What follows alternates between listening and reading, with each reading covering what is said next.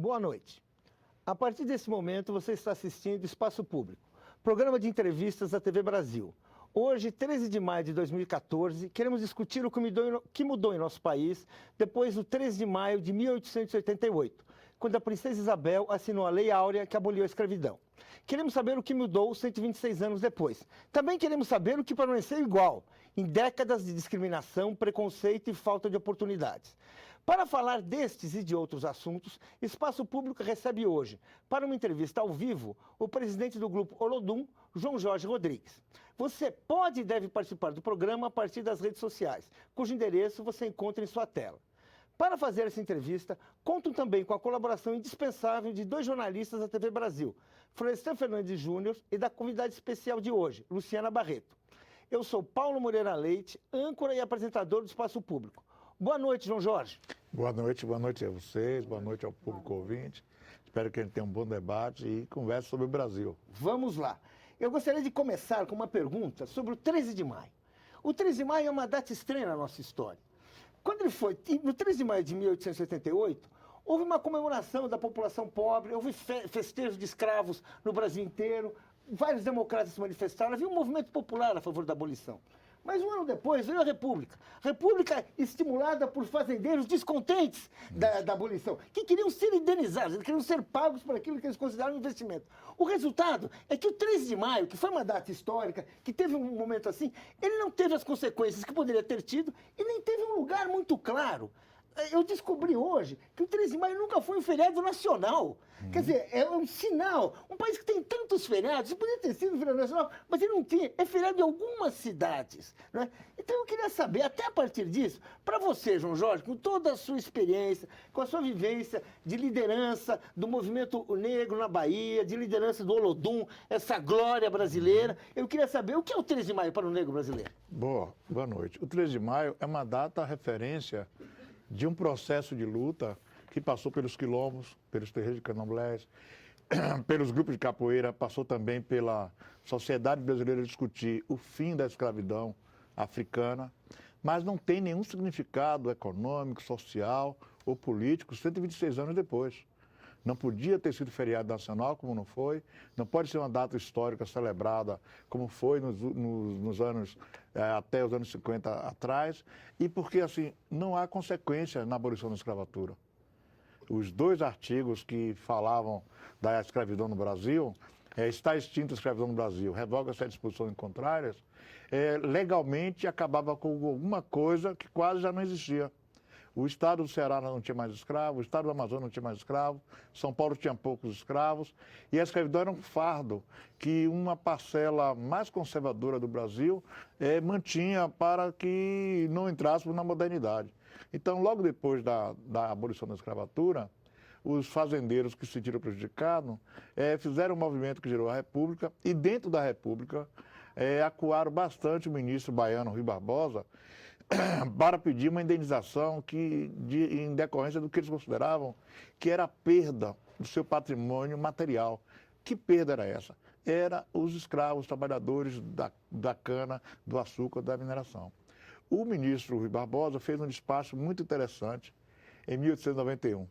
Ele despachou dizendo que se alguém tivesse que ser indenizado ou reparado pelas perdas, esses personagens seriam justamente os descendentes de africanos escravizados no Brasil. E é preciso fazer uma ressalva muito grande. Quando ele mandou destruir os documentos, que não foram destruídos, ele mandou para evitar que a saga da indenização, que era exigida em 1891 pelos senhores de escravos, pudesse servir no futuro para uma comprovação de perda patrimonial. Ou seja, no Brasil, de 1549 a 1888, a escravidão é um fato legal. Começou com as ordenações filipinas, terminou com um fato legal, com um decreto da princesa regente, portanto, autoridade máxima, e as suas consequências. O crime continuado está hoje em 2014. Está no Rio, está na Bahia, está no Maranhão, está na pobreza endêmica, está na ausência de oportunidades, e está na falta de possibilidade do Brasil repetir o que aconteceu nos Estados Unidos e na África do Sul. De um negro chegar presidente, de uma mulher negra chegar presidente, e nas empresas econômicas, na FIEB, na FIEB, e ter gente negra em todos os lugares.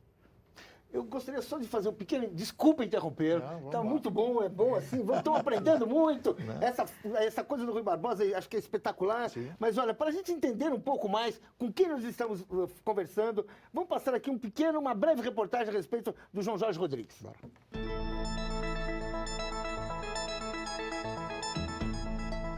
João Jorge é conhecido pela luta no movimento negro e por reivindicações de políticas públicas para os afrodescendentes.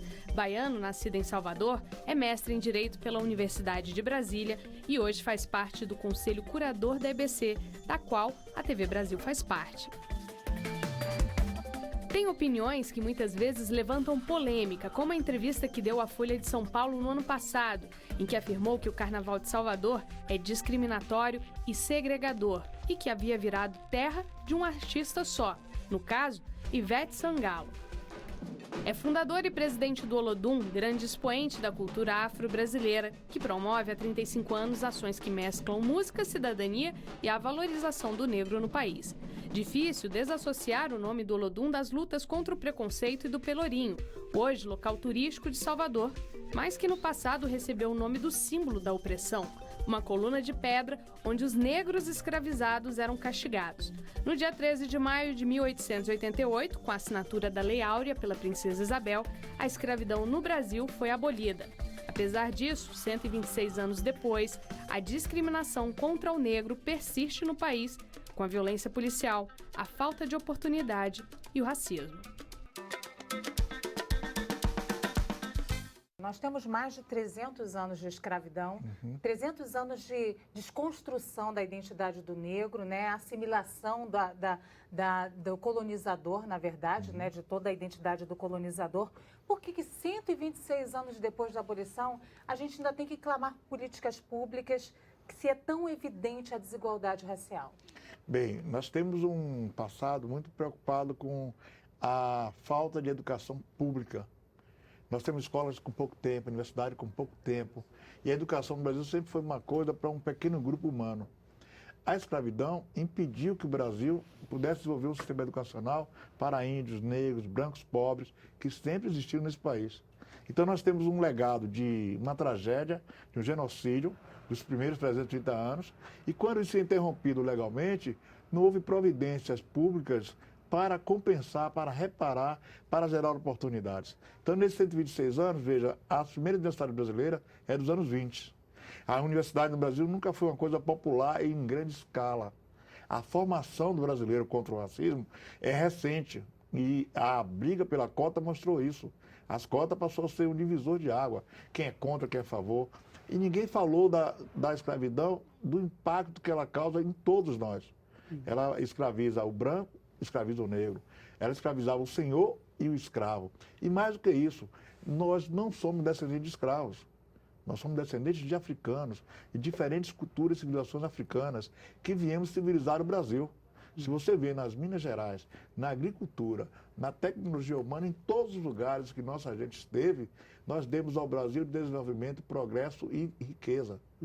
E não fomos compensados por isso. Agora, fomos jogados, por exemplo, após a escravidão, nós fomos jogados fora do mercado de trabalho, substituído por uma lei de 1850, que é a lei de terra, por imigrantes estrangeiros, que com 2 anos tornavam-se nacionais, que tinha financiamento do Banco do Brasil, tinha material, e nas regiões em que eles estavam, nos estados do Sul, não podia haver africanos.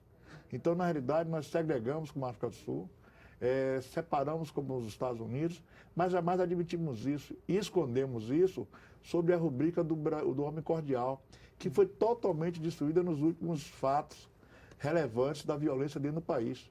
O brasileiro cordial, o homem cordial, a sociedade cordial, é somente um mito que foi reforçado por Gilberto Freire, por Dorival Caymmi, por os artistas dos anos 30, que emprestaram a imagem, inclusive a Bahia, de terra da felicidade.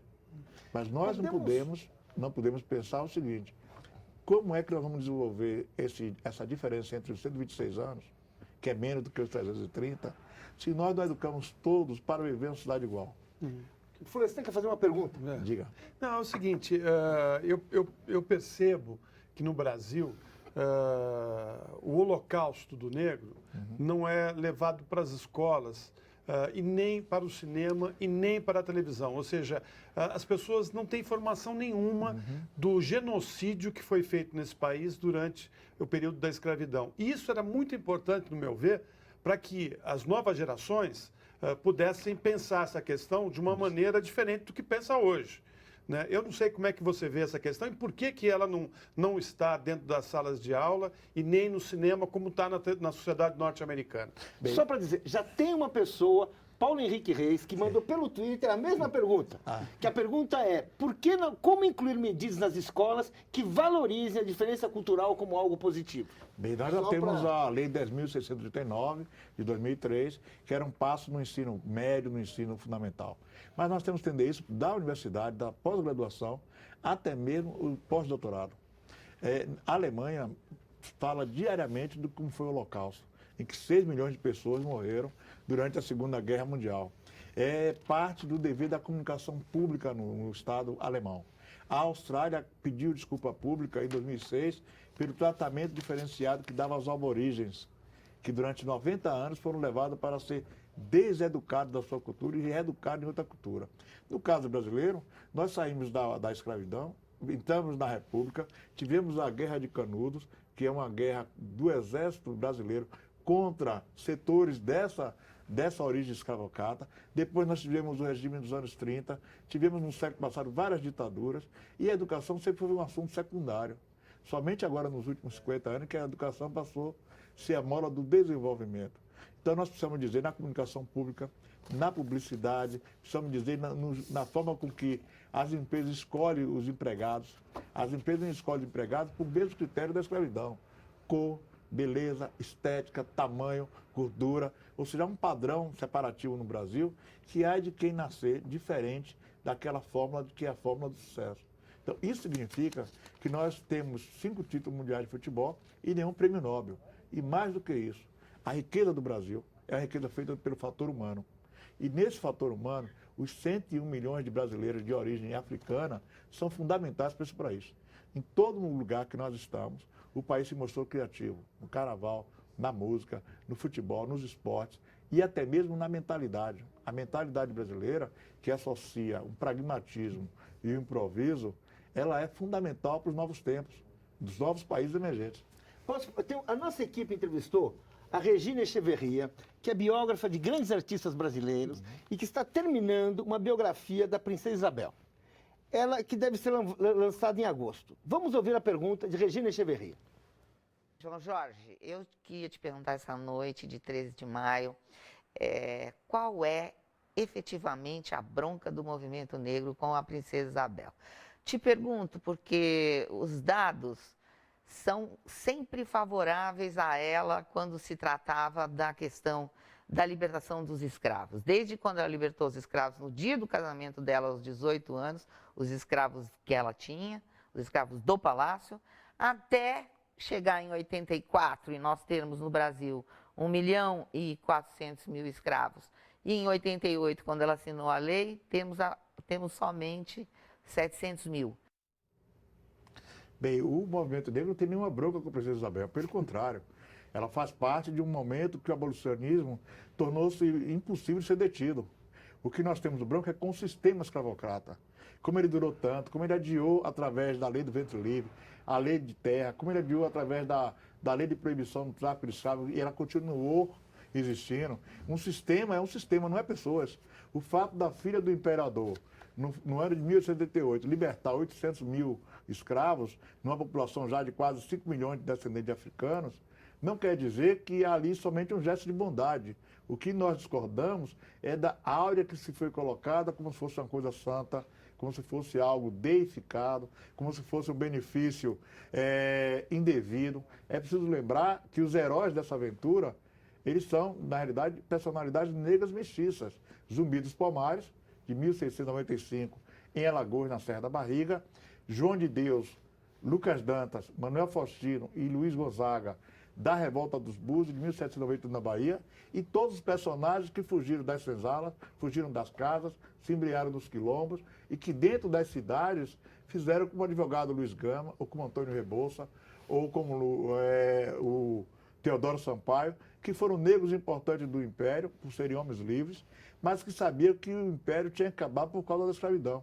O Império e a escravidão andou junto. Então não podemos dizer que há uma bronca com a Princesa Isabel, é uma bronca contra o sistema do Brasil colonial. Primeiro colônia, depois Império e República, e que não atende e não atendeu os desejos da população. Não se trata de dizer que é contra o presidente tal, ou o governador tal, o prefeito tal. Fala-se de um sistema extremamente perverso, cruel, escondido numa ideologia de assimilação e que não permitia que o indivíduo que estava ali escravizado ou que é oprimido lute ou se liberte. Qual é a maior crítica ao movimento negro e a nós? Que nós falamos de algo que o Brasil não tem. Falamos que o Brasil tem racismo. Então, não podem falar disso, só tem na África dos Estados Unidos. E o Brasil tem racismo. Hoje, não precisa perguntar a ninguém de dentro ou de fora. Temos o mesmo racismo da Europa, da África, da Ásia e dos Estados Unidos. Racismo é uma doença e é um fenômeno mundial. João, por que esse tema racismo desperta tanta paixão e por que aqui a gente tem tanta negativa de discutir esse tema? Porque no nosso caso, nós fomos um país que mais se beneficiou do tráfico de africanos. Em outros países, isso não é tão importante economicamente, socialmente, ou da passagem de uma situação social para outra. Vou dar um exemplo. Isso não é importante na Venezuela. Isso não é importante, por exemplo, na França moderna. Mas é relevante no Brasil. Por quê? Porque nós pegamos 11 milhões de pessoas na África e trouxemos para o Brasil. Então, quando você vai à Inglaterra, vai a Liverpool, tem lá o Museu do Tráfico de Escravos, de todos os grandes traficantes do mundo.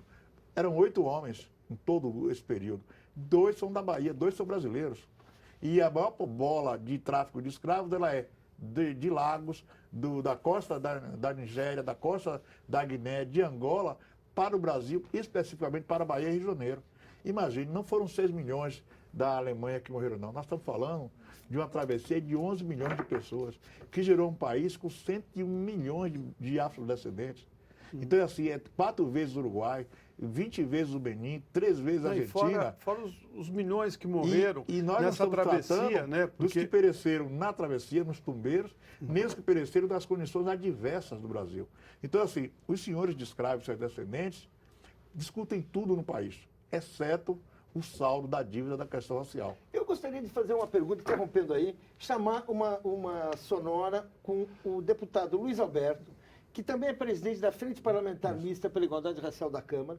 Ele enviou uma pergunta para ser respondida pelo senhor. Vamos lá.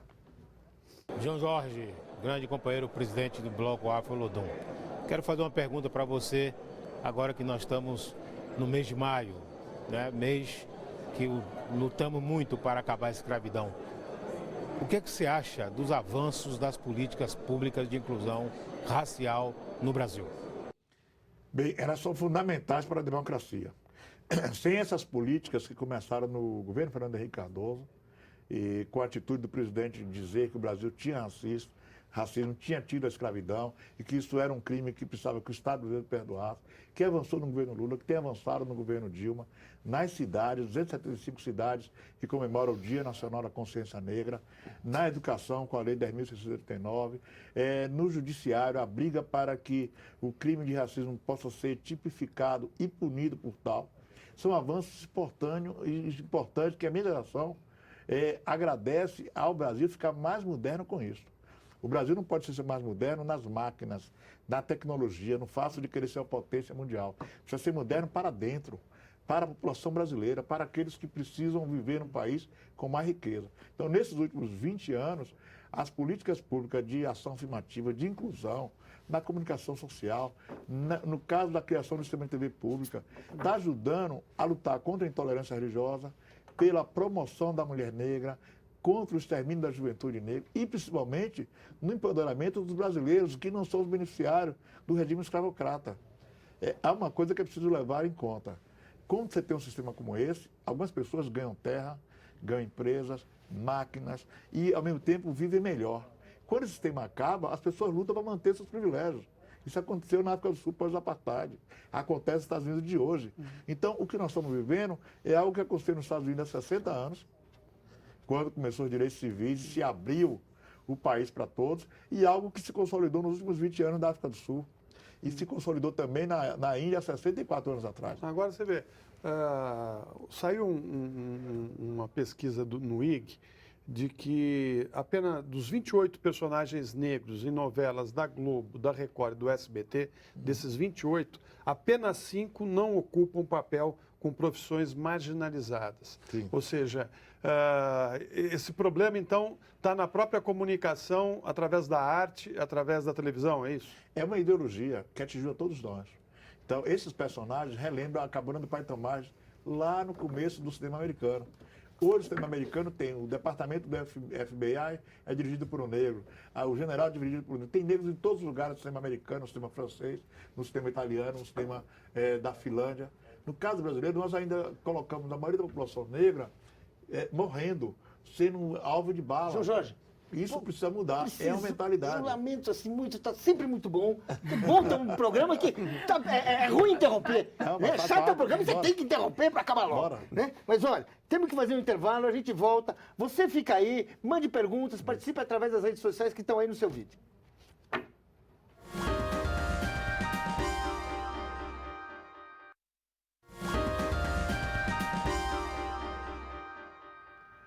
Estamos aqui de volta com o Espaço Público, ouvindo o professor João Jorge Rodrigues, presidente do Olodum. Um leitor mandou via Twitter, Emilson Nunes da Costa, ele pergunta: João Jorge, o senhor concorda que nesse período de Copa do Mundo fica reforçado o estereótipo de que o negro se limita a ser bom em atividades como a do futebol?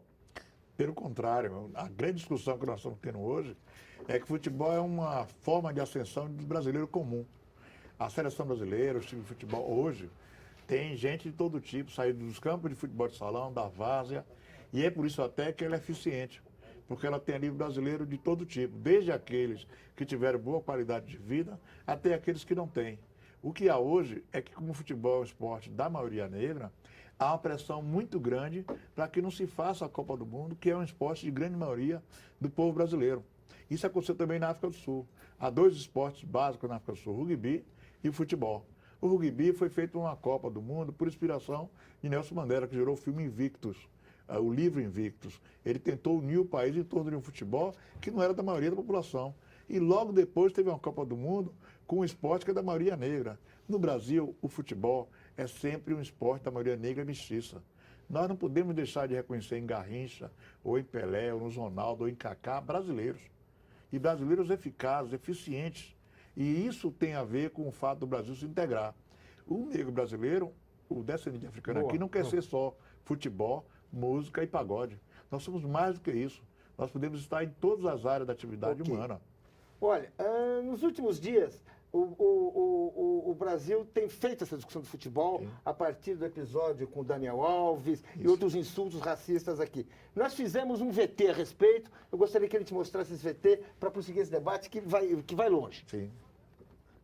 Uma banana jogada em campo reacendeu a polêmica do racismo no futebol.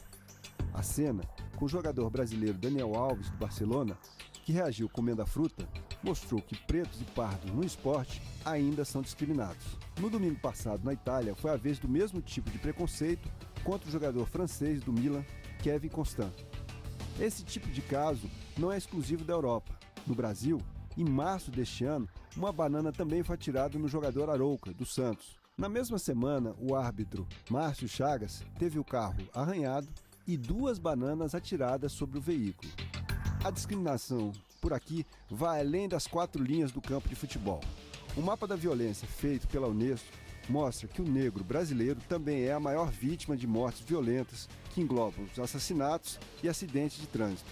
Nos últimos 10 anos, a taxa de vítimas negras foi 2 vezes maior do que as mortes de jovens brancos pelos mesmos motivos. Ou se tomam medidas muito urgentes, ou estamos assistindo, como em muitos estados, em muitos municípios, etc., algo que poderíamos chamar uma chacina de gente jovem.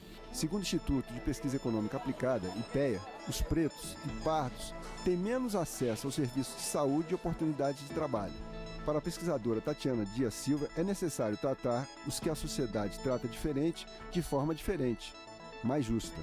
O primeiro passo é o Estado reconhecer que as pessoas não acessam as políticas, nem têm as mesmas condições, nem vivem nas mesmas condições, nem têm os mesmos acessos, não acessam as políticas públicas de forma igualitária, e identificar onde é que estão essas lacunas, como é que essas políticas estão reproduzindo isso. A melhoria do acesso ao ensino de qualidade é uma das principais formas de reverter o quadro de desigualdade entre negros e brancos. Para isso, foi introduzida há mais de uma década as cotas raciais em algumas universidades brasileiras. Para este antropólogo, que apoia a iniciativa, os dados de violência e de acesso à educação revelam que a discriminação racial no Brasil é generalizada. Apesar da mestiçagem, ela não garante igualdade racial. Nós somos um país mestiço por um lado e racista ao mesmo tempo.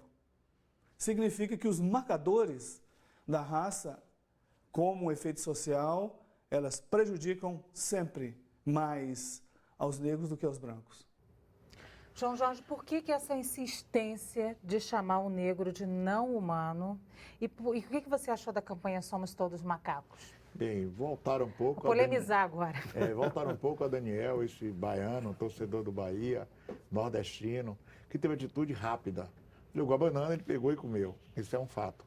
É uma resposta rápida a uma atitude racista. A campanha Somos Todos Macacos, ela volta a 1500, ela volta às potências colonizadoras europeias, a justificativa católica de por que deveria ter escravidão e torna todos nós inumanos.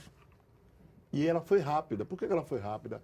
Ela aconteceu justamente na semana que teve a morte do DJ, o Douglas, lá do Rio de Janeiro, e que pouco tempo antes tinha tido a morte da Cláudia, e que pouco tempo antes tinha tido a morte da Maurílio. Ora, para essas mortes, casos reais, que mostra o lado racial da violência no Brasil, a resposta não foi rápida. Mas quando Daniel teve uma resposta, uma atitude contra o racismo, aí rapidamente todos passaram a dizer que nós somos macacos. Bem, nós podemos afirmar que somos todos macacos se tirar a origem africana do ser humano, se disser que isso é uma origem europeia. Nós não criamos racismo para combater o racismo.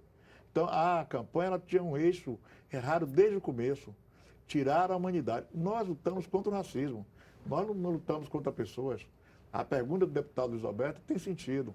As políticas públicas é a favor do Brasil, é a favor de todos os brasileiros, de democratizar a universidade. Somente através dessas políticas surgiu a expressão o branco pobre, que todos nós conhecemos o branco pobre no Brasil, mas as políticas universais começaram em 1927 e até agora não conseguiram resolver a demanda. Quem é o pobre brasileiro? Quem é que morre no Brasil? Quem é que não tem saúde? Quem é que não tem acesso? Quem é que não tem acesso aos cargos do Itamaraty, aos cargos de gestão? Por que nós temos apenas um senador de descendência africana? Nós não precisamos perguntar isso aos Estados Unidos ou a qualquer país do mundo, não. Nós temos que perguntar isso às elites brasileiras, para onde nós queremos ir. Você vê, existe uma questão aí que o próprio pobre na periferia também tem atitudes racistas, né? Eu lembro que recentemente um jovem dentista negro foi morto por policiais ao separado, né, porque ele estava num carro muito luxuoso. Sim. E o policial achou que ao ele pegar o celular, estaria pegando uma arma e matou o rapaz. Certamente esse policial é pobre e mora na periferia. Às vezes nem mestiço. Como é que faz para resolver essa questão? Nós vamos entender o seguinte, a ideologia atinge todos. Há uma ideologia contra as mulheres que é do machismo. Se você perguntar sobre a violência contra as mulheres, muita gente vai dizer que é a favor. Se você perguntar do índio, nós falamos aqui entre linhas sobre o índio brasileiro, a população brasileira, no geral, matou mais índios do que os Estados Unidos. Mas nós ficamos constrangidos com os filmes americanos e não temos filmes brasileiros falando desse genocídio. Então, assim, nós não assumimos essas coisas que fazemos. Parece que é o outro, é alguém de fora até do planeta. E nós temos que assumir, nós estamos dizendo claramente que é importante que o Brasil comece a se reconhecer no espelho. Nós não vamos resolver as coisas apenas fugindo da luta do Brasil se investigar, se conhecer. Deixa eu colocar uma questão aqui que está me incomodando, é uma coisa importante, que é uma frase do Gilberto Freire, que é um professor que tem uma certa ambiguidade, ele ora fala coisas boas, ora ele é completamente fantasioso, mas ele coloca uma afirmação no Casagrande Senzala que eu gostaria que o senhor comentasse. Aspas. Não há brasileiro de classe mais elevada, mesmo nascido e criado depois de oficialmente abolida a escravidão, que não se sinta aparentado do menino Brás Cubas, na malvadeza e no gosto de judiar com o negro. Aquele mórbido deleite em ser mal com os inferiores é bem nosso, é de todo menino brasileiro atingido pela influência do sistema escravocrata. Eu só falo disso, mas eu acho que tem poucas vezes eu vi uma definição assim, o mórbido deleite de ser mal. É uma questão que tem aí, né? Bem, no Brasil de hoje, nenhuma pessoa se assume como racista, como machista, como homofóbico ou como selvagem. Todos, em tese, são pessoas boas. E como se explica essa onda de violência trágica, civil, do Rio Grande do Sul ao Amapá? E como se explica que a pobreza de milhões de brasileiros não sensibiliza governantes de diferentes estados? E como se explica que qualquer atitude que beneficie esses mais pobres seja vista com ódio, com raiva? O professor José Jorge fala de uma coisa simples. É um país mestiço, tá bom. Então, por que qualquer política que beneficie esses possa ser tratada com ódio? O deputado Roberto pergunta como avançou essas políticas. Avançou em 20 anos, mas ainda é insuficiente, porque muita gente ainda vive na pobreza absoluta. E nós estamos falando o seguinte, entre mestiços, entre brancos pobres, há uma vida em comum. A polícia sai do bairro, sai da sociedade. E da maioria das vezes, como é o caso da Bahia, a ação afirmativa lá foi eficaz. A maioria dos policiais e até dos comandantes são negros. Mas isso não impede de dizer que é uma violência policial ali, porque é algo ideológico.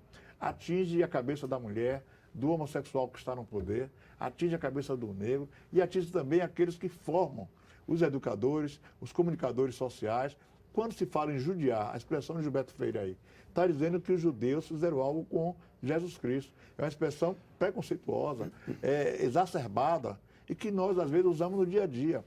O racismo, o preconceito se reforça não porque alguém diz, não quero que você entre aqui, João Jorge ou Luciana, porque vocês são negros. Está naquela coisa invisível. Por isso, quando eu dei entrevista ao New York Times, há 21 anos atrás, eu falei do apartheid invisível. Quase que ninguém detecta isso. Apenas os estrangeiros. O presidente da África do Sul, Mbeki, quando esteve na Bahia, me disse, isso aqui é pior do que lá. Ou os afro-americanos. Nós tivemos um grupo, Januário Garcia, Benito da Silva, com o presidente Barack Obama, nos anos 90. Ele era o segundo homem depois de Jesse Jackson. Nós não imaginávamos que aquele homem seria senador e presidente. E quantos brasileiros, parecidos com ele, podem ser deputados, senadores e presidentes? Na lógica que estamos aqui hoje, somente os netos podem ser presidentes. Nós estamos em campanha que há netos sendo presidente. Isso significa que nós voltamos às capitanias hereditárias. O Brasil sempre praticou políticas públicas de ação afirmativa. As capitanias hereditárias, a lei do boi, as bolsas de estudo do imperador para artistas irem para a Europa, as bolsas de estudo para o Itamaraty, a forma de seleção de alunos para o Itamaraty que privilegia falar 5 idiomas em que apenas os filhos de diplomata passam. Ou seja, quase que não há diplomatas brasileiros do Piauí, do Tocantins. Porque sempre fizeram essa afirmativa para eles mesmos. Sempre faz para um pequeno grupo. E mais, está se reclamando muito dos investimentos da Copa agora. O Estado brasileiro financiou o café, a cana-de-açúcar, a indústria petroquímica, a indústria cerveja, a indústria automóvel, financia investimento como Fórmula 1, financia investimento como a Fórmula Stock Car, financia investimento religioso. O Estado brasileiro, desde 1500, se acostumou a dar dinheiro para alguém ser empreendedor. Os únicos empreendedores nesse país que não têm essa benesses são os empreendedores afro-brasileiros. Aí tem o Afro-Reg, tem a Escola de Samba, tem o Olodum, tem o Ilê, tem os terreiros de Candomblé, que não receberam do Estado o primeiro incentivo para fazer o capital para ser capitalista. Eu gostaria... Posso interromper? Sim, desculpa. sim. Assim, vamos ouvir uma pergunta enviada por uma das mais renomadas intérpretes da nossa música, Leci Brandão. João Jorge, companheiro, você entende que o Olodum ele tem um papel importante na questão da luta contra o racismo no Brasil? Como é que você está vendo essa questão? Porque a violência racial ela hoje está até, inclusive, nos campos de futebol. Bem, nós temos um papel fundamental. Somos a única organização afro-brasileira conhecida em 37 países e que participou dos 5 continentes de atividades de paz, em que pese temos tido 5 pessoas baleadas pela violência dentro do estado da Bahia. Nós tivemos um dos nossos diretores, Eusébio Cardoso, baleado em 1990, e depois até 94, quando Joselito Alves Barbosa foi morto de joelho por um policial militar. O crime dele é ter sido do Olodum, era ser do Olodum, estar na aventura Olodum.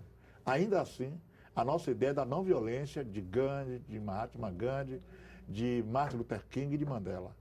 O Olodum tem um papel na questão racial porque fala contra o racismo, mas é também uma alternativa que se multiplicou por todos os grupos no país que seguem essa máxima do Olodum, o Afro-Reg, o Quilombo em Sergipe, os Meninos do Morumbi, os grupos que estão no Maranhão, que adotaram essa ideia de que a comunidade é a força. A comunidade sendo a força, você empodera as pessoas, dá a elas oportunidade para além da música, e com isso as pessoas formam núcleos mais duros de combate à violência, porque há duas violências. Há a violência do Estado, através do seu aparato, através das armas e tudo, e há a violência civil, que é quando você dá uma facada, dá um tiro, dá um tapa, mata no trânsito, quando você se embriaga e mata pessoas. Essa violência civil também precisa passar por uma nova educação. O papel do Olodum agora, com 35 anos, neste momento, começamos já uma campanha de paz completa, profunda. Não estamos falando de vestir roupa branca quando alguém no Leblon ou na Garibaldi de Salvador é assassinado, não. Estamos falando de qualquer morte nos incomoda, não deve existir. E mais, os finais de semana nas grandes cidades precisam ser de paz. Não pode mais ter 22, 23, 24, 5 corpos tirados no chão. Na sua maioria de jovens de 18 a 25 anos, na sua maioria de negros, mestiços e brancos pobres. Eu gostaria de fazer uma pergunta, que na verdade eu gostaria de chamar um novo vídeo do professor da UFRJ, Joel Rufino. Ele tem uma questão a respeito de cotas, que é um assunto que sempre é importante aqui. Vamos ouvir a pergunta dele. Meu querido João Jorge, eu queria saber de você que ajustes são necessários à lei de cotas, na verdade, as leis de cotas que têm sido promulgadas nos últimos anos. Elas não são perfeitas, você deve convir. Então, que ajustes seriam necessários, na sua opinião? Bem, os ajustes são de aperfeiçoá-las. Quando elas começaram nos anos 2000, elas visavam uma categoria, o acesso à universidade. Agora elas já precisam garantir a permanência da universidade através de bolsas, acesso à internet, a computadores, a transporte, a preparação para o trabalho e uma etapa importante, o acompanhamento na pós-graduação, quando você se forma e vai trabalhar. Quantos conseguem emprego? Quantos têm qualificação no emprego? Qual é o nível do emprego que esse aluno cotista está tendo? Então, assim, é um sistema que em 50 anos nós iremos aperfeiçoar para ele deixar de existir. Nesse momento, que tem uma década apenas, é muito pouco. E o que nós temos que ver é impedir a fraude. Segundo, impedir que aqueles que não necessitam obtenham essa vantagem, que é uma vantagem momentânea apenas para equilibrar a desigualdade. E, em especial, evitar a rubrica de que o aluno tal é cotista e, portanto, é profissional diferente. Eu fui aluno na UNB, no mestrado, e me formei lá graduando na dissertação sobre ação afirmativa no ensino superior, e acho que nós temos um longo caminho a percorrer. Primeiro, a gente tem que reforçar o ensino básico de qualidade, o ensino público de qualidade, com professores bem pagos, com material, com escolas bacanas, nos bairros populares. Segundo, nós temos que evitar essa coisa do tecnicismo. Todos têm que ser de escola técnica porque isso é bacana. Se fosse assim, não precisava mais de universidades. Então, nós precisamos combinar a universidade, escola técnica, ensino público de qualidade e, ao mesmo tempo, aperfeiçoar a possibilidade de que mais pessoas entrem pelas cotas sociais ou pelas cotas raciais. A UNB já deu um passo importante nesse sentido, ampliando para 5% as cotas raciais, mas, ao mesmo tempo, mantendo o sistema por mais um tempo. Porque 10 anos depois já fizemos a avaliação, a própria universidade fez a avaliação, ainda precisa continuar. Quando você tem um passado como o nosso, de tal impacto entre a população do país, você não pode pensar que em um ano, 2, você acaba com aquilo. Na África do Sul, a apartheid ainda continua vigendo. Não mais como lei, como norma estatal, mas economicamente, como nas estruturas. E são 24 anos depois. Nos Estados Unidos, as políticas para a pobreza ainda encontram adversários ferrenhos, que é os liberais, que é aqueles que acham que cada um deve competir com as suas condições. Agora, você amarra uma pessoa, prende em correntes durante 20 anos e depois pega, sai correndo. A pessoa não consegue nem andar. E no caso do afro-brasileiro, do descendente de africano, essas políticas, professor Joel Rufino, meu companheiro Joel Rufino, elas precisam ser otimizadas pela nova geração que está saindo da universidade. E mais do que isso, pelos beneficiários. Precisa se apresentar, olha, eu fui parte dessa política e quero ajudar. Eu quero participar para que isso fique melhor. Não é a política contra o Brasil, é uma política a favor do Brasil. O Brasil hoje tem uma demanda por médicos muito grande, mas nós mantivemos os cursos de faculdade de medicina fechados para um tipo de pessoa. Então isso significou que na hora que a saúde de um estado como a Bahia, com 15 milhões de habitantes, a mesma população de Angola precisa de mais médicos, você não tem ali formados médicos para atender aquela população. Agora vamos fazer um breve intervalo. Estamos aprendendo muito, estamos todos com questões na ponta da língua, né? Aqui também temos o pessoal das redes sociais está comparecendo muito bem. Vamos fazer um breve intervalo e continue participando desse programa através das redes sociais. Voltamos em instantes com a nossa entrevista com o presidente do Olodum, João Jorge. Até já.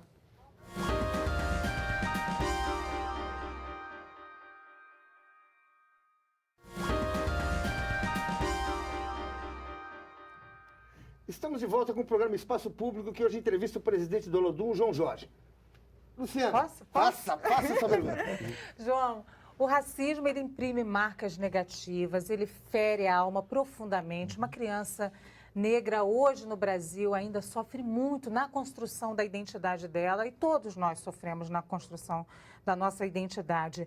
Como construir uma identidade positiva do negro hoje no Brasil? Primeiro, pela alegria. Segundo, pela alternativa. E terceiro, pela luta. Imagine, nós aqui fomos também crianças. Eu fui criança em Salvador, no centro da cidade, no Pelourinho, dentro de uma estrutura em que eu via casas coloniais, 1600, 1700, 1800, e todos os símbolos e monumentos ali, não tinha ninguém com meu nariz, com meu cabelo, com minha cor. E eu perguntava ao meu pai, e onde nós estamos? Então, meu pai dava uma educação a todos nós antirracista, de autoestima, de orgulho. E havia uma escola pública diferenciada antes do regime militar. Não que ela fosse excelente, mas ela, pelo menos, ela preparava todos, quase todos, de uma forma mais igualitária. Então, a criança, o adolescente, precisa passar por um processo de transformação, que é diferente do que nós vivemos hoje. Ela precisa aprender a ser antirracista, anti-homofóbica, antimachista, antissegregacionista e se integrar. Por isso que esportes de massa são fundamentais. Hoje o vôlei, o basquete começa a ter um pouco essa coerência, essa convicção que você precisa juntar. Não é uma tarefa para uma geração, porque, no geral, a gente quer que nossos filhos sejam criados separados, apartados, protegidos. E sob essa capa, a gente impõe lá, aquele não, aquele lá não. E é uma frase comum, nós éramos todos juntos brincando, talvez o Florestan saiba disso. Brincávamos todos juntos pequenos, depois a gente vai separando no segundo grau, na universidade, na pós-graduação. Eu fui um dos 4 alunos na pós-graduação na Universidade na UNB em Brasília, 4 alunos negros. Aí você pergunta, e aqueles que jogavam bola, aqueles que brincavam na lagoa e que faziam tudo junto? Vai criando um caminho diferenciado que é o da oportunidade. Quando a gente fala do racismo, nós não estamos dizendo que queremos ser sério, nervoso, arrogante, nada disso. Para mim isso já é coisa superada. Estou falando da alegria, da oportunidade, da possibilidade de chegar a algum lugar e de ter isso um pouco como Mandela e como Gandhi. Você diz, mas são exemplos muito... Sim, tem que ter exemplos raros para viabilizar coisas maiores. Alguém magoado, alguém ressentido, mesmo que tenha passado por tantas dores, não é capaz de fazer a travessia. Lutar contra o racismo é fazer a travessia. Mandela ficou preso 28 anos. Deveria morrer na cadeia. E saiu, você vê que não havia um ressentimento. Gandhi, que foi preso várias vezes, ajudou a fazer a independência da Índia com um sorriso e com alegria. O próprio Martin Luther King morre quando ele percebe que a luta contra o racismo é mais ampla do que apenas somente negros lutando contra o racismo, ou mulheres lutando pelas mulheres. É algo mais dinâmico que isso. João, nós vamos colocar no ar aqui na próxima quinta-feira um documentário sobre a questão do racismo e a questão do negro. E me chamou muita atenção a violência contra os negros da periferia. Nós entrevistamos o Amarildo, entrevistamos um outro personagem que agora não me vem o nome, que também passou os parentes daquela mulher no Rio de Janeiro que foi arrastada. A Cláudia Ferreira. Agora Douglas. E o que a gente percebe é que as crianças e os jovens que estão na casa junto com a família, eles ficam olhando aquilo constrangidos e com medo. Sim, né? sim. Então, assim, e eu percebo que há uma diferença entre o negro americano e o negro brasileiro no sentido da reação a esse tipo de coisa. Por que existe isso? Vamos lá. Primeiro, é importante dizer que a reação do negro brasileiro, do africano no Brasil, ao racismo é similar ao do americano. Quilombos, revoltas individuais, assassinatos, defesas orais em tribunais como não advogados, como é o caso do Luiz Gama, ou 12 anos de escravidão, mais música, jazz, blues, samba reggae, diferentes formas de religião. A religião evangélica dos afro-americanos é totalmente diferente das dos anglo-saxônicos. E mais ainda, nós tivemos uma república quilombola nesse país, que foi a República dos Quilombos Palmares. Nós tivemos uma revolta democrática em Salvador, que é a Revolta dos Alfaiates, a Revolta dos Búzios, em 1798. Nós temos uma experiência de se rebelar. Agora, em compensação, havia muito mais truculência, muito mais violência do Estado, né? E havia também a ideia de que o fato da miscigenação deveria inibir as rebeliões. Se você pensar a forma com que Zumbi dos Palmares foi tratado quando ele é morto, ele é decapitado e exposto até o Recife. Não, eu falo, agora isso, eu estou dando o exemplo. Aí a Revolta dos Búzios é a mesma coisa. E o que aconteceu com o Antônio Conselheiro? Ele é decapitado e sua cabeça exposta em Salvador. O que aconteceu com o Lampião, Curisco e a Maria Bonita? Eles são decapitados e expostos em Salvador. Eu fui uma criança que via a cabeça dos cangaceiros no Instituto Médico Legal. Aquilo, além de me assustar, ensejava uma vingança. Quem vai vingar Lampião? Terminou o Olodum fazendo uma música com o Vingador de Lampião. Porque, assim, o que venceu, ele não quer só ganhar, ele quer também tripudiar sobre a morte do outro. Então, quando a criança vê o caso de Amarildo desaparecido, ou da mãe Cláudia, que é arrastada, ou de Douglas, agora, ou em outros casos, a sensação das crianças ali é de choque, é um choque traumático, que só com o tempo poderá superá-la. Eu podia fazer uma pergunta que tem a ver um pouco com isso. O que o senhor acha, uma questão específica, o que o senhor acha das UPPs? O processo, ele tem boas coisas e tem péssimas coisas. O fato de ser uma intervenção do Estado para ocupar a área é bacana, mas o Estado não pode somente comparecer com tropas, com carros militares, com gente armada. A falta de uma presença educacional, de saúde, de atividade social e de repensar o espaço faz com que, na realidade, seja uma guerra em que só tem perdedores. As UPPs que se espalharam pelo Brasil, chegaram também na Bahia, elas parecem um pouco com as concentrações de Varsóvia, os guetos de Varsóvia, do confinamento dos judeus e de uma polícia que investiga quem é que está fazendo errado.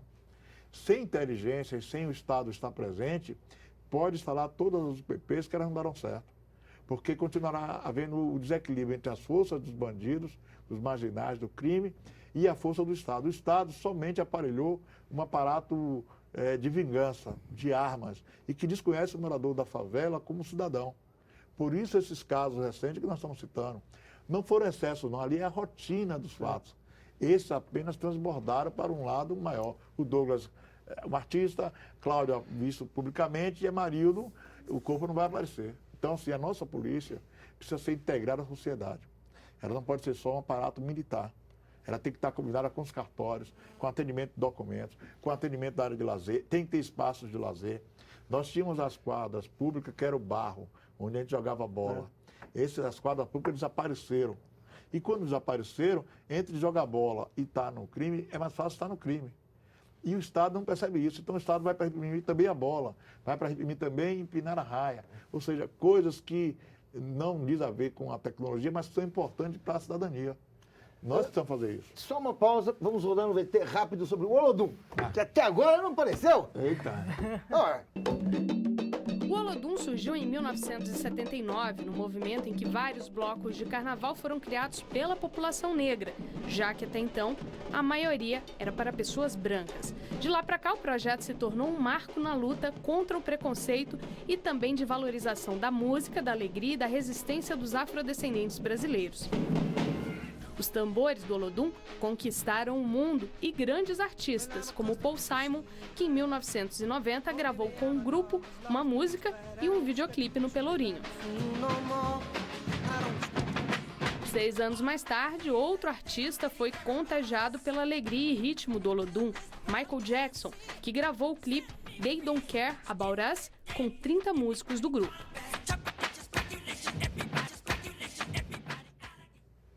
Bom, o Olodum, com a chegada do Michael Jackson, foi estouro no país, né? Mas você recentemente disse que o carnaval está deixando de ser um espaço do negro e passou a ser um espaço de um branco só. Por quê? Porque as possibilidades de se fazer um bloco carnaval, de cantar, de surgir personagens como Carlinhos Brau, Tatal, Toy Matéria, Neguinho do Samba, elas diminuíram muito.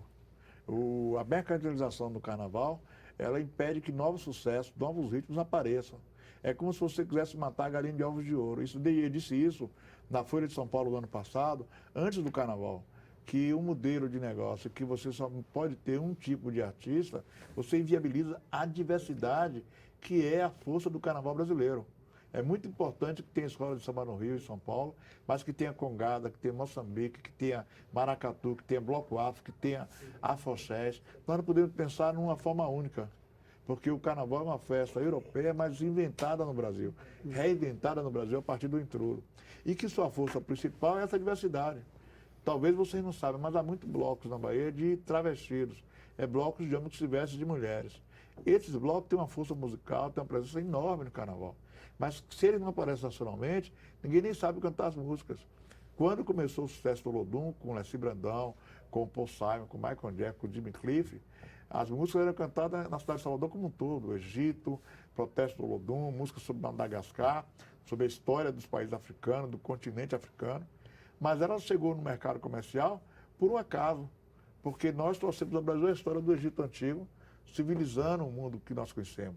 A escrita, a comunicação, a arquitetura, o calendário. Então, assim, se o carnaval da Bahia, de Pernambuco e de Olinda perder a diversidade, nós perdemos um patrimônio imaterial, que é uma das maiores festas do planeta, feito por gente que pode sair só de bermuda para a rua. Não precisa dispor de uma fantasia, não precisa sair com a roupa de uma escola de samba. Professor, tem uma pergunta aqui de Rafael De Luca, pergunta através do Twitter. João Jorge, falta união ao povo afro na reivindicação de seus direitos?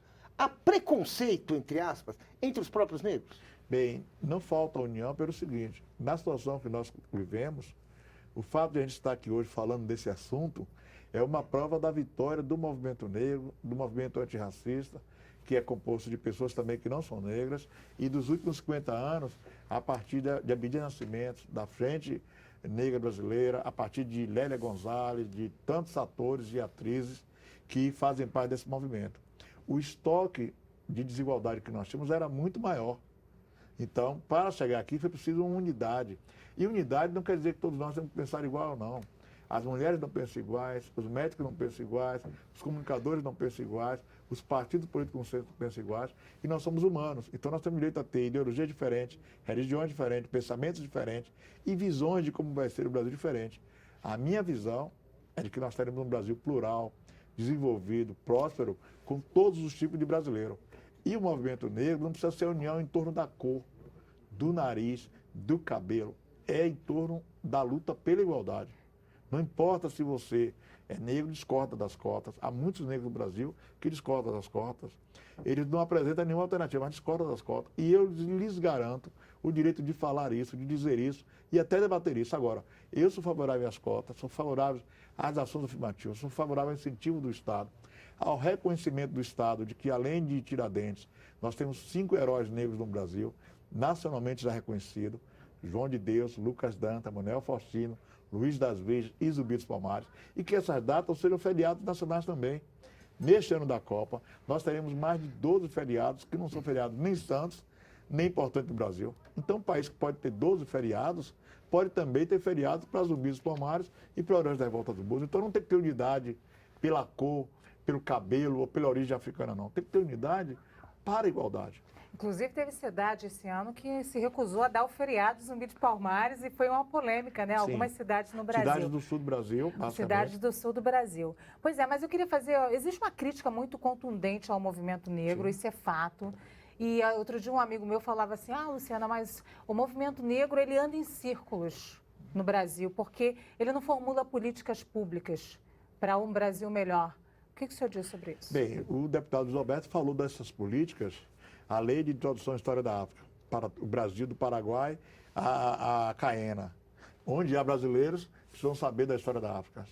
né, as políticas de saúde para combater, por exemplo, a anemia falciforme, né, a nossa luta contra a violência do Estado através dos aparatos de segurança, né, a luta para que a moradia no Brasil possa ganhar um aspecto popular. Nós estamos formulando para o Brasil moderno e não para o Brasil do passado. Eu, quando vim para cá, eu pensei, por falar da abolição, falar da Princesa Isabel, falar da escravidão, é terrível. Porque, na verdade, eu quero falar do Brasil de hoje, 126 anos depois, do dia seguinte e dos próximos 300 anos, como eu brinquei aqui. Então, não se trata de um movimento negro andar assim. Pelo contrário, as respostas são lentas porque o aparato estatal, a burocracia brasileira e a mentalidade é mais lenta do que a americana ou sul-africana. No momento da história recente, os sul-africanos acabaram com o apartheid. Foram lá, senhor Nelson Mandela, você pode sair da cadeia. O senhor, o seu grupo, pode disputar a eleição. Vai ser um homem e um voto. Foi mais importante para aquele país acordar, fazer um consenso e resolver isso do que o Brasil estava fazendo. Então, o movimento negro não está dando isso. Pelo contrário, os avanços são visíveis, a sociedade sabe que tem gente atenta a isso. Não é mais a discussão de dizer se tem ou não racismo no Brasil. Tem, existe e é quantificado. Agora, evidentemente, que nós precisamos que o não negro nos ajude a combater isso. Não precisa mais do que nenhum negro vir ajudar, não. Precisa Professor, que quem não é atingido nos ajude a melhorar isso. Deixa eu interromper um pouquinho. Temos o Alexandre Reis, da Fundação Palmares, tem uma pergunta que vem muito a calhar nessa conversa. Vamos passar esse VT, Alexandre Reis.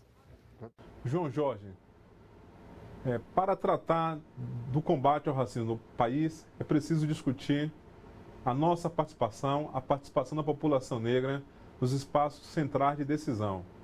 Qual a sua opinião sobre a estrutura política do Brasil e como devemos mudar esta realidade?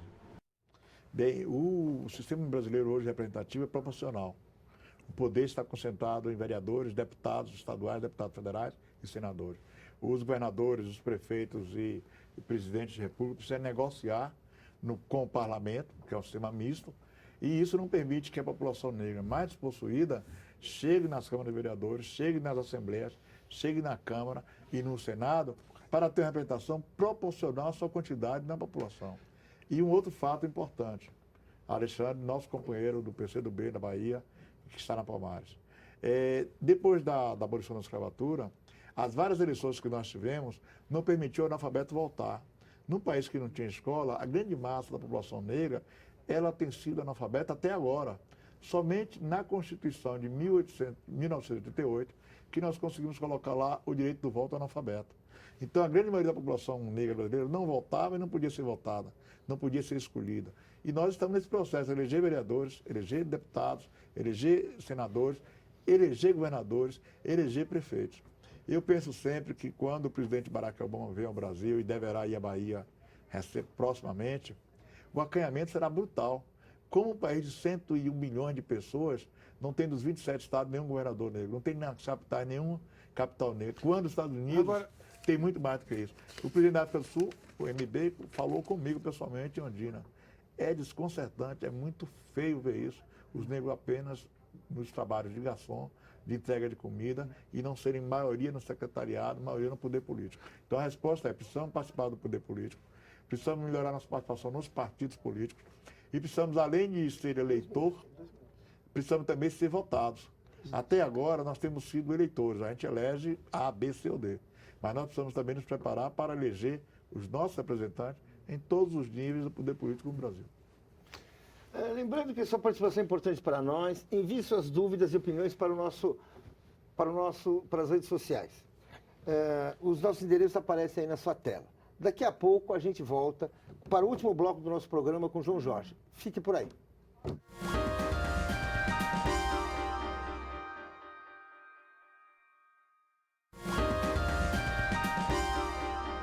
Estamos de volta com o programa Espaço Público, que hoje entrevista o professor João Jorge. Prestigiando quem participa através das redes sociais, Inês Estrada, via portal da IBC, pergunta: João Jorge, você falou sobre o Museu da Escravidão em Liverpool, mas por que não explicou que os africanos escravizados eram trazidos para o Brasil em navios ingleses? Bem, na realidade os navios não eram só ingleses, não. Eram navios portugueses, poloneses, poloneses, portugueses, franceses. A cidade de Nantes, na França, é uma cidade que traficou muita gente. Há navios americanos também, no primeiro momento. Somente da metade do século XIX para cá, que os Estados Unidos passou a perseguir os navios tombeiros, que gerou o caso do navio Amistad. E, por ironia, um baiano chamado Xaxá de Souza, morador no Benin, tinha 86 navios fazendo tráfico de escravos no mundo. Esse tráfico de escravos era, digamos, da cidade de Uidá, da cidade de Lagos para a cidade de Salvador, que virou um grande entreposto de trocas. Os navios ingleses fizeram porque havia muitos navios ingleses piratas, principalmente no Caribe. Mas a Inglaterra, para sua produção de açúcar no Caribe, passou a perseguir os navios tombeiros para que não houvesse oferta de cana-de-açúcar e de açúcar e privilegiando sua produção. O Brasil insistiu. O último navio que chegou na Bahia chegou em 1855, na Praia da Pituba, chamado Praia de Chega Negro, mas continuou o tráfico mesmo com a proibição legal. A expressão lei para inglês ver tem a ver com isso. O Brasil fez uma lei de proibição do tráfico de escravos, mas a sociedade não cumpria porque acabar com a escravidão em 1831 não era algo que a sociedade quisesse e desejasse. Então, assim, eu fui a Liverpool para ver o museu, como fui também a Nantes, como tenho ido também a cidades que foram grandes cidades do tráfico, para entender a importância da Bahia, do Rio de Janeiro, nesse processo. Por exemplo, a Bahia com Luanda, o Rio de Janeiro com Luanda, com o Porto de Gana, São Jorge del Mina, e saber de onde nós viemos. Há agora uma pesquisa de DNA que vai identificar as origens étnicas de alguns afro-brasileiros e que vai permitir saber um pouco como nós viemos. Por quê? Com a troca dos nomes e a adoção de um nome português, João Jorge Santos Rodrigues, evidentemente que não diz se você é de Gana, da Guiné, ou do Togo, ou de Moçambique, ou de Angola, ou da República do Congo, ou da Zâmbia. Os afro-americanos também têm esse dilema. O escravo vira um objeto. E virando objeto, ele não pode ter nome de família, não pode ter religião trazida, não pode fazer o samba, não pode trocar instrumentos. E os ingleses foram especialistas em fazer isso bem dentro dos Estados Unidos. Desenraizar o afro-americano da cultura africana. E nós mantemos uma identidade africana mais próxima do que os afro-americanos. Nesse sentido, né, eu lembro que foi a partir do governo Lula que o Brasil começou a se preocupar mais com a aproximação com os países africanos, né? Inclusive não só no comércio, mas também na questão cultural. Né? E a TV Brasil mesmo acho que foi pioneira no sentido de ter um correspondente na África, né? E também de fazer um programa feito na África. Agora, o presidente Lula, além de criar essas cotas para os negros, não é que ele criou, mas ele abriu espaço para que isso ocorresse, ele também ajudou a colocar o primeiro negro dentro do Supremo Tribunal Federal, o Joaquim Barbosa. Qual a importância dessa atitude de ter um negro dentro do Supremo? E o que ele representa? O governo Lula passou na África de 8 embaixadas para 18 embaixadas. O presidente Lula foi várias vezes à África, aproximou economicamente, culturalmente, o Brasil da África e reconheceu, as várias vezes que esteve na África, a dívida histórica do Brasil para o continente e, ao mesmo tempo, ampliou programas como o da Embrapa, para troca de experiência na agricultura, programa de treinamento militar. Neste momento, é um militar brasileiro que está no Congo à frente da luta da ONU para diminuir o impacto da guerra na região dos Grandes Lagos. E, do ponto de vista das políticas de cotas, a pressão do movimento negro fez com que o partido do presidente Lula, o PT, reconhecesse que era importante avançar mais nas lutas de inclusão. O presidente Fernando Henrique já tinha feito isso quando criou o GTI, o Grupo de Trabalho Interministerial, em 1996, participou de um debate sobre multiculturalismo na UNB, com pesquisadores de todo o mundo, e foi o primeiro presidente a falar de que a escravidão tinha sido um dano irreversível para o Brasil. O presidente Lula, ele teve no seu governo o dado interessante de poder indicar vários ministros do Supremo Tribunal Federal. Entre eles, o ministro Joaquim Barbosa, que é um especialista em direito, reconhecido nacionalmente e internacionalmente, e que terminou por se transformar em presidente do Supremo e terminou por operar e tratar do julgamento do Mensalão agora com uma enorme polêmica, e ainda continua com uma enorme polêmica. A Suprema Corte americana foi decisiva para extinguir o racismo legal nos Estados Unidos. A partir dos anos 50 e 60... Você acha que o ministro está preocupado com essa questão? E a partir dos anos 50 e 60, a Suprema Corte Americana tomou decisões tais como: pode ter acesso na universidade por questão de raça, pode ter essa pontuação. E nós esperávamos que a Suprema Corte brasileira também tivesse esse perfil. Como ela não tinha negros, havia um medo de que, não tendo nenhum negro, pudesse ser diferente. O ministro Joaquim Barbosa, além de ser um especialista em direito e um emérito professor, tem dado um trato com muitas polêmicas às coisas do Supremo Tribunal Federal. Eu espero que, quando ele sair da presidência agora, talvez haja um outro tipo de avaliação da permanência dele. Como está muito ligado com o assunto polêmico, isso não quer dizer que se é bom ou ruim. O geral, a população brasileira identifica ele como uma figura positiva, proativa do sistema jurídico brasileiro. Por outro lado, há muitos questionamentos dentro da ordem jurídica, dos advogados, da OAB, de juízes, que questionam decisões como, por exemplo, agora, de indeferir a saída para trabalhar dos presos que cumprem o regime semiaberto, que pode levar a uma explosão de volta de pessoas que estão fora desse sistema para dentro das prisões. Já que no Brasil a prisão não é punitiva, não é um sistema de vingança do Estado contra pessoas, é um sistema de reeducação. A importância de um ministro negro como Joaquim Barbosa, ela é boa para a educação da população como um todo, os negros e os não negros. Ela pode ser ruim se, atuando nesse campo, ele não prestar um serviço que mostre que é possível estar lá, se for aquém, abaixo daquilo que se espera. Eu gostaria de aproveitar este momento aqui para chamar a um vídeo de uma das maiores atrizes brasileiras, Ruth de Souza, que para conseguir destaque na profissão, ela passou por muitos percalços. Vamos passar o VT e a Ruth é homenageada do Espaço Público de hoje. Ruth de Souza nasceu no Rio de Janeiro em 1928. Com 17 anos, iniciou sua carreira artística no Teatro Experimental do Negro, uma iniciativa do diretor Abdias do Nascimento, que abriu espaço para a valorização do negro na dramaturgia brasileira. Em 8 de maio de 1945, na mesma noite em que o mundo festejava o fim da Segunda Grande Guerra, Ruth estreou no Teatro Municipal, na primeira apresentação com elenco composto por atores negros.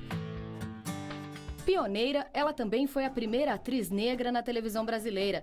Na telenovela A Cabana do Pai Tomás, em 1969, atuou ao lado de Sérgio Cardoso numa trama abolicionista. No cinema, foram mais de 30 filmes estrelados, mas a trajetória na vida artística nem sempre foi fácil.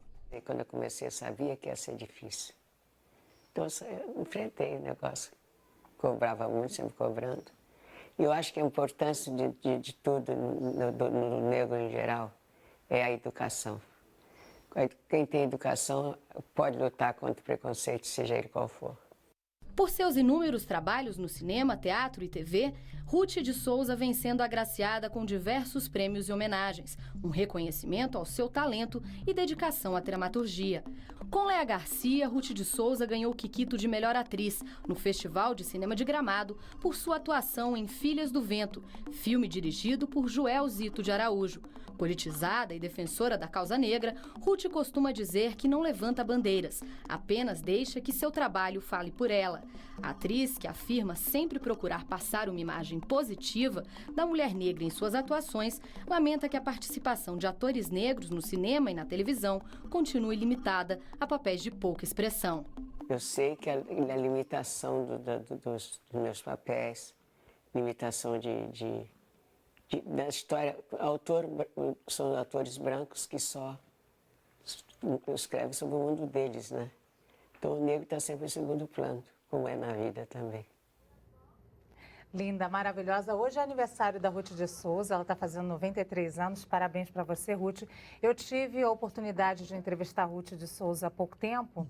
E ela tem uma personalidade muito forte, né? Uma mulher de personalidade muito forte. Foi também a primeira mulher negra a pisar no Teatro Municipal do Rio de Janeiro, né? No palco. E ela me dizia assim, você tem que erguer a cabeça e tem que ir em frente. É isso que precisa fazer. E muita gente tem complexo de inferioridade. Isso é uma crítica comum ao negro no Brasil. Existe esse complexo de inferioridade do negro, João Jorge? Nós temos dois complexos na sociedade brasileira, de superioridade e de inferioridade. Eles estão atrelados, acorrentados. A população negra brasileira, a população de descendentes de africanos, teve 400 anos para ser tratada como animal, como inferior, sem cultura, sem ter criado nada. É um estoque, fica no armazém, no almoxarifado. Não é fácil superar isso. Mas são pessoas como a nossa atriz Ruth de Souza, Lélia Gonzalez, Abdias Nascimento, o grande ator Mário João Bahia, que me diziam, João Jorge, a cabeça erguida, no mesmo nível de todos, fala direta e olhar nos olhos. Essas atitudes estavam em Mandela, estavam em todos os grandes líderes mundiais, homens e mulheres. A Prêmio Nobel da Paz esteve conosco agora também. Ou seja, não há atitude inferiorizada, não. É que o racismo faz isso. Ele traz para as pessoas uma posição de que você se considera inferior. E lutar contra isso não é uma tarefa fácil. Veja, nós temos no Conselho Curador da TV Brasil a mulher Maria da Penha, que foi uma vítima do machismo, da violência no Brasil. Não é fácil para ela conviver com isso. Ela foi à luta e conseguiu criar uma lei que os juízes de várias instâncias do Brasil dizem que não querem aplicar, que é contra o homem. O homem pode bater, pode espancar, pode ferrar. Quando vai na delegacia, o delegado é o primeiro a liberar o homem. Então, assim, não é que a mulher seja inferiorizada ou seja inferiorizada. Está lutando contra algo maior. A população negra não pode, não deve se sentir inferiorizada. O programa do Olodum de identidade, de cultura, de autoestima, vocês viram aqui crianças, adolescentes, para isso, para empoderar, para estar num espaço em que você pode ser alguma coisa. Não pode ter baixa estima quando você descende de um continente como o continente africano. Não pode ter superioridade quando também você descende do continente africano.